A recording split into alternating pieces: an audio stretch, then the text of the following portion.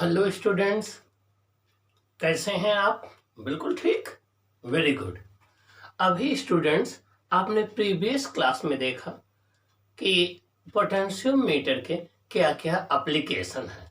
First application आपने देखा था कि किसी सेल का ईएमएफ या सर्किट के दो पॉइंट के बीच में पोटेंशियल डिफरेंस कैसे फाइंड आउट करें।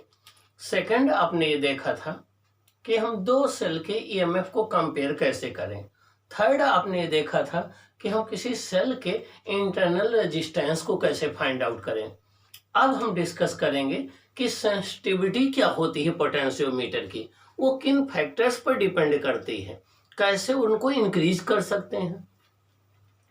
सेंसिटिविटी का मतलब ये होता है स्टूडेंट्स कि पोटेंशियोमीटर कितना स्मॉलेस्ट पोटेंशियल डिफरेंस को वेरी इजीली डिटेक्ट कर सकता है।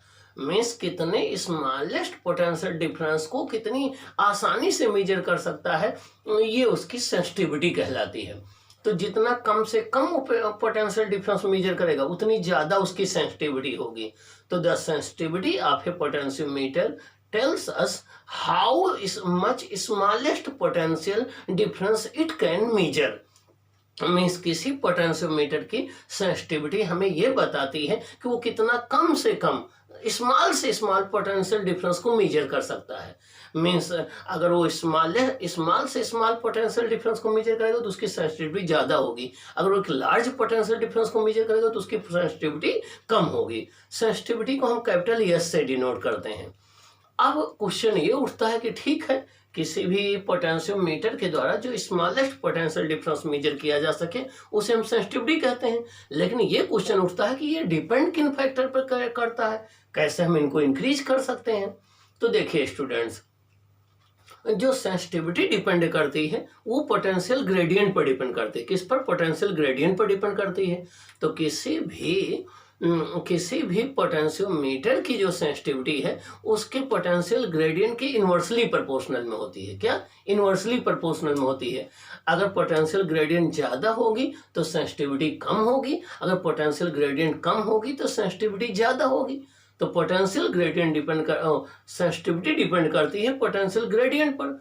तो अगर आप चाहते हो तो अब क्वेश्चन ये उठता है कि हम इंक्रीज कैसे करें। तो अगर हम चाहते हैं कि पोटेंशियल ग्रेड और सेंसिटिविटी इंक्रीज हो जाए किसी पोटेंशियोमीटर की, अगर हम चाहते हैं कि सेंसिटिविटी किसी पोटेंशियोमीटर की इंक्रीज हो जाए तो हमें पोटेंशियल ग्रेडियंट को डिक्रीज कर देना होगा।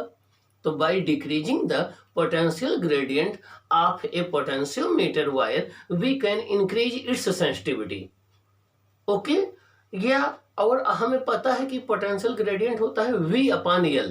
V क्या है? Potential drop. किसमें? पोटेंशियोमीटर वायर में। L क्या है? लेंथ। तो आपका sensitivity S proportional 1 upon K, और K होता है V अपॉन L। तो S प्रोपोर्शनल हो जाएगा V 1 upon V upon L, या S प्रोपोर्शनल हो जाएगा कैपिटल L अपॉन V। इसका मतलब हो गया कि किसी पोटेंशियोमीटर वायर की सेंसिटिविटी उसके पोटेंशियोमीटर वायर के लेंथ के डायरेक्टली प्रोपोर्शनल में होती है।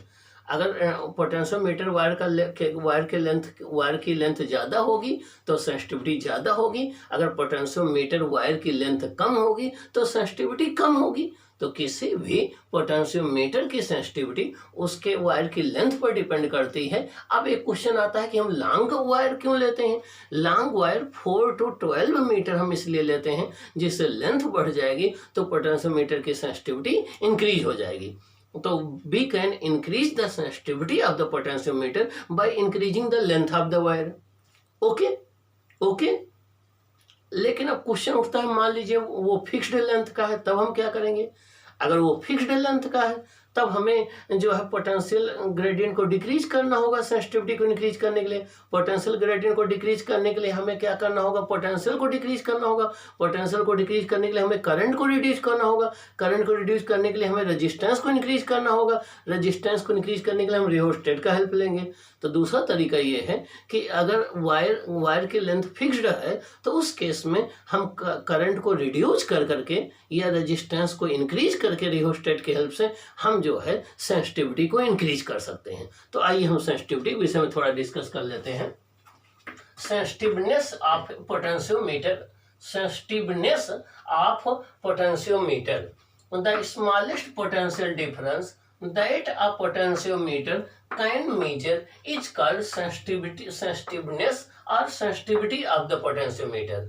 वो स्मॉलेस्ट पोटेंशियल डिफरेंस जो पोटेंशियोमीटर से मेजर किया जा सके, वो स्मॉलेस्ट पोटेंशियल डिफरेंस जो पोटेंशियोमीटर से मेजर किया जा सके, वो इसकी सेंसिटिविटी कहलाती है या सेंसिटिवनेस कहलाती है। The sensitivity of a potentiometer can be increased. अगर किसी हम पोटेंशियोमीटर की सेंसिटिविटी को इंक्रीज करना चाहते हैं तो क्या करना पड़ेगा? Decreasing the potential gradient. हम पोटेंशियल ग्रेडियंट को डिक्रीज कर दें। क्या कर दें? पोटेंशियल ग्रेडियंट को डिक्रीज कर दें।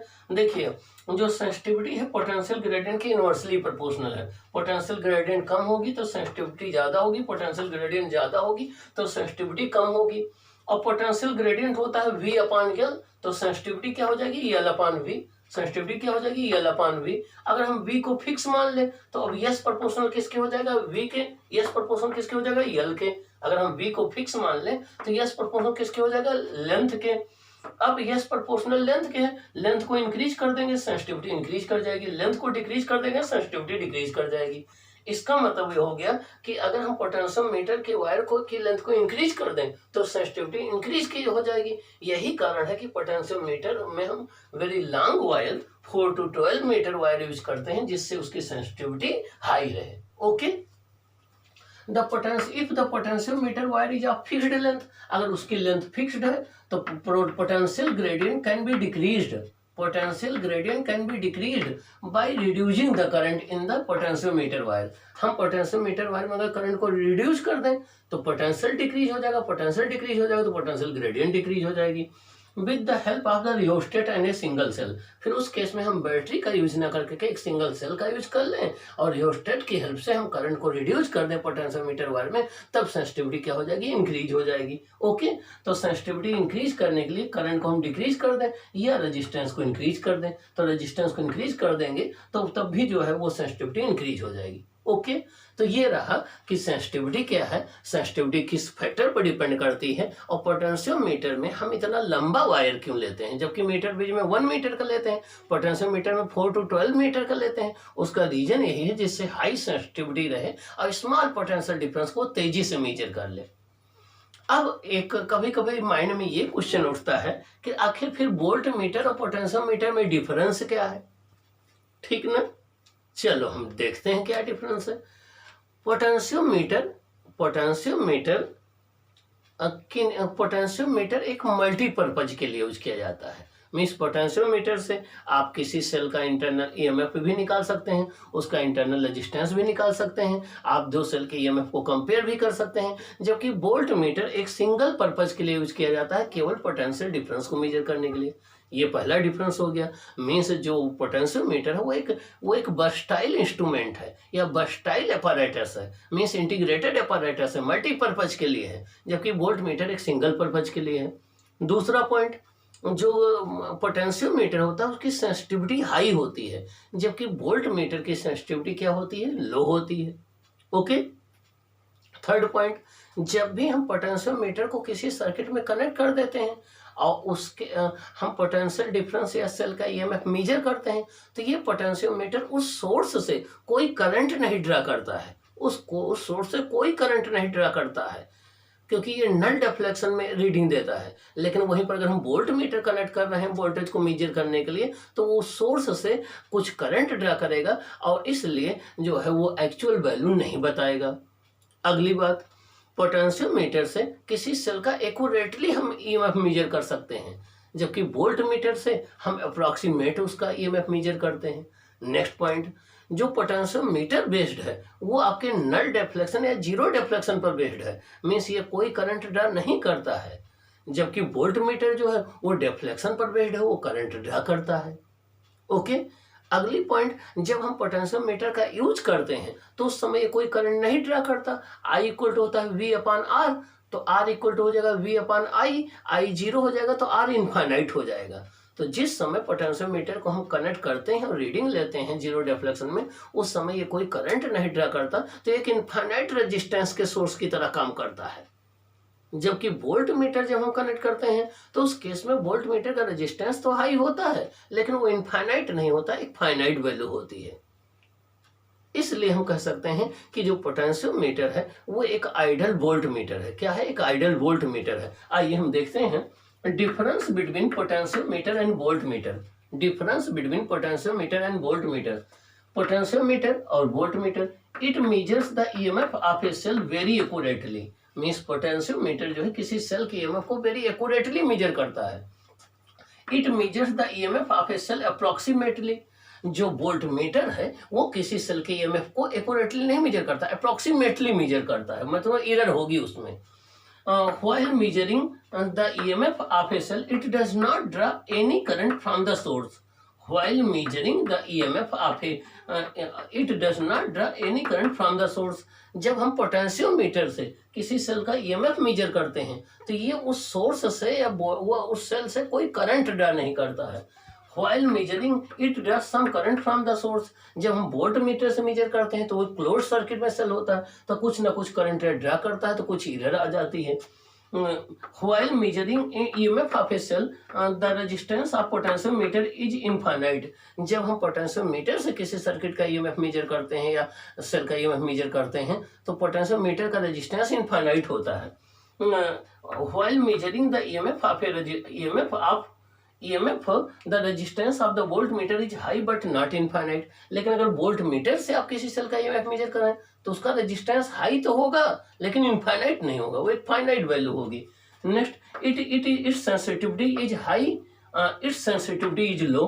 मीन्स पोटेंशियोमीटर की सेंसिटिविटी हाई होती है और उसकी वोल्ट मीटर की सेंसिटिविटी लो होती है। It is based upon the non deflection method and can be used for multipurpose. ठीक, ये जो पोटेंशियोमीटर है ये नल डिफ्लेक्शन या जीरो डिफ्लेक्शन पर बेस्ड है। जब गैल्वेनोमीटर में जीरो डिफ्लेक्शन आता है तभी रीडिंग लेते हैं, जबकि वोल्ट मीटर में ऐसा नहीं है, वो डिफ्लेक्शन मेथड पर बेस्ड है। पोटेंशियोमीटर मल्टीपर्पज के लिए यूज की जाती है, वोल्ट मीटर सिंगल पर्पज के लिए यूज किया जाता है। तो ये रहा दोनों में डिफरेंस। इस तरीके से हम लोगों ने सेकंड यूनिट आपकी करंट इलेक्ट्रिसिटी फिनिश कर लिया। अब इसमें जो कॉन्सेप्ट है, जो न्यूमेरिकल है, वो हम डिस्कस करेंगे। उसके बाद हम लोग यूनिट थर्ड स्टार्ट करेंगे, moving charge and magnetism. Okay, bye.